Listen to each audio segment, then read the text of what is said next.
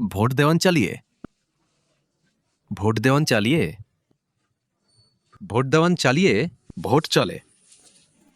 বিগত কয়েকটি নির্বাচন ধরে আসামের রাজনীতিতে যে তৃতীয় স্থানের পার্টি হয়ে থেকেছে সেটি হলো এআইইউডিএফ। আমাদের সঙ্গে তাদের সুপ্রিমো বদরুদ্দিন আজমল সাহেব আছেন। আজমল সাহেব, এবারের নির্বাচন আগের নির্বাচনগুলো থেকে কিভাবে আলাদা? দেখুন, প্রত্যেকটা নির্বাচনই আগের নির্বাচনের থেকে আলাদা হয়। নির্বাচনে নতুন নতুন মুখ প্রার্থী হন, কিছু নতুন থাকেন, কিছু পুরনো থাকেন। নির্বাচনে নতুন নতুন মুদ্রা সামনে আসে, নতুন নতুন ইস্যু সামনে আসে।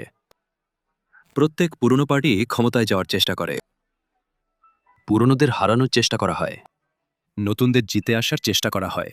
তাই নির্বাচন একরকম হয় না। প্রত্যেকবার নির্বাচন নতুন চ্যালেঞ্জ নিয়ে আসে, আর নির্বাচনের ফলাফলও কিছু আলাদা হয়।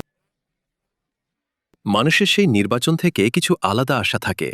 কংগ্রেসের সাথে এইবার জোট না হওয়াটা আপনার জন্য কত বড় একটা সেটব্যাক? দেখুন, কংগ্রেস আমাদের সাথে করেনি।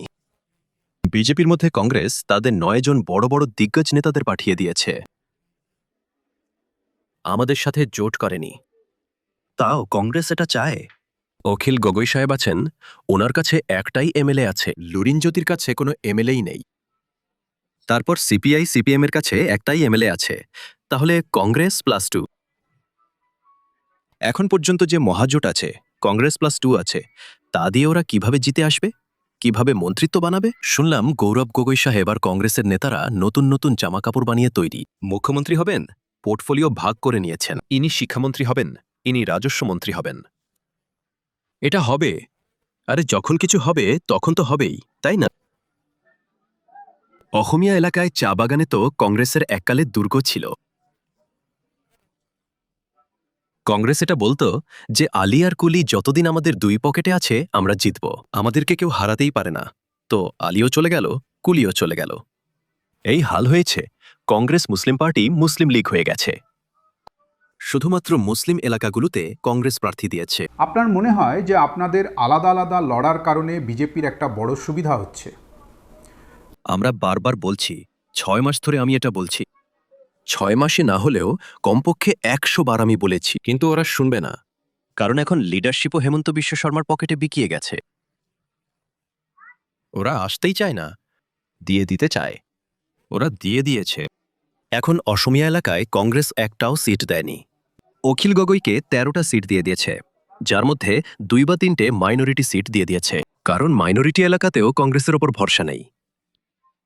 কংগ্রেস সব মিলিয়ে আমার মনে হয় না মাইনরিটি এলাকায় 10-12টা সিটও পাবে। মাইনরিটি এলাকায় তো কথাই ওঠে না। সব মিলিয়ে আমাদের অ্যানালিসিস হলো যে কংগ্রেস কুড়িও পার করবে না। আমার এটাই বলার যে আপনারা কংগ্রেসের সঙ্গে লড়ছেন না, বিজেপির সঙ্গে লড়ছেন। আমরা বিজেপির সঙ্গে লড়ছি। আমরা এটাই বলি, কংগ্রেস ফালো, এসো বিজেপির সঙ্গে লড়ো।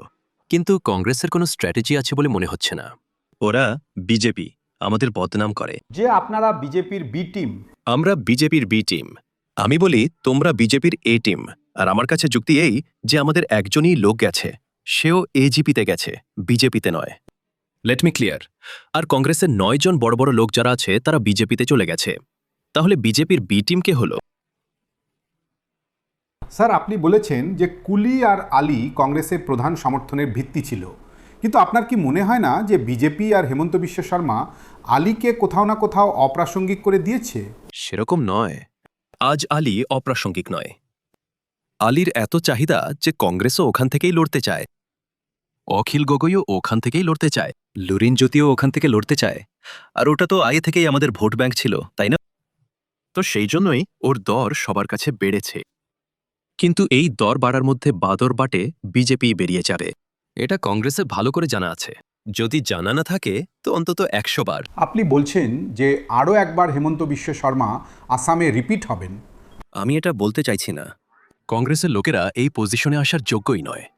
কিন্তু আমরা চাই কালও যদি কংগ্রেস এত পরিশ্রম করে যে আমাদের ডাকাকে, বিজেপির সাথে আমরা যেতে পারি না, আমাদের নিয়েও যদি কংগ্রেস মন্ত্রিসভা গঠন করতে পারে বানাক, আমরা তাদের স্বাগত জানাবো আর সমর্থনও করব। স্যার, আমার একটা প্রশ্ন আছে।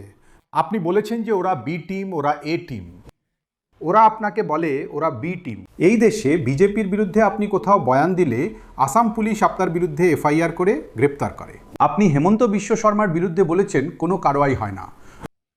কি হলো, কংগ্রেসওয়ালাদের বিরুদ্ধে কারওয়াই হলো? দু চারটে নাম বলুন। প্রদ্যুৎ বরদলৈ, ওর এমপি চলে গেল। এমএলএর টিকিট নিয়ে নিল, ওরা তো হাত তো মিলিয়ে আছে। তাহলে ওদের বিরুদ্ধে কেস কিভাবে হবে? আপনার কি মনে হয় না যে বিজেপি এলে তাহলে মুসলমানদের টার্গেট করা হবে? কারণ অমিত শাহজি বলেছেন যে যারা অনুপ্রবেশকারী তাদেরকে আমরা ফেরত বাংলাদেশে পাঠিয়ে দেব। ব্যাপারটা হলো, কংগ্রেস একটা বড় পার্টি, ওদের আরও বেশি করে ভাবা উচিত যে বিজেপিকে আসার সুযোগ দেওয়া চাপা যাবে না। আমরা তো তার বিরুদ্ধে লড়ছি।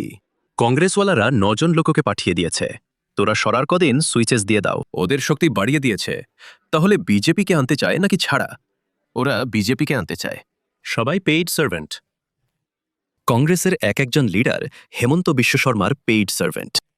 আমার একটা শেষ প্রশ্ন আছে আপনাকে, যে আপনার কি মনে হয় এই নির্বাচনটা আপনার জন্য সার্ভাইভালের নির্বাচন? দেখুন, গতবার আমাদের 15টা আছে, যেটা আমরা 2.5 বছর আগে বের করে দিয়েছিলাম। আমাদের কাছে 13টা ছিল। ইনশাল্লাহ আপনি লিখে নিয়ে যান। আল্লাহর উপর ভরসা করছি, আর এই কথাটা আজ আমরা বলছি। আমার 25টার আশা আছে, কিন্তু 20টা আমরা ক্রস করব ইনশাল্লাহ।